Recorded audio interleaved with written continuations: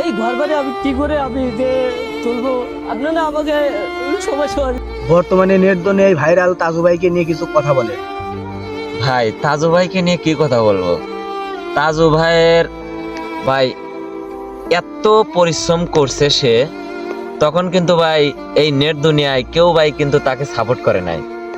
তাকে অনেক খ্যাত বলছে, তারপরে হচ্ছিল তার ভাষা, তার কথাবার্তা, এগুলো নিয়ে অনেক মনে করেন ট্রোল করছে। আর যেই দেখছে তাজু ভাই ভাইরাল হয়ে গেছে, এখন হচ্ছে তাজু ভাই এখন মনে করেন যে ওদের মনে করেন গলার মালা হয়ে গেছে ভাই। এখন যারা আইছে তাকে মনে করেন যে হলো কি ওই আম, অর্থ প্রদান করতে কিংবা তার সাথে দেখা করতে, এগুলো আসলে ওই দেখা করতে আসে না।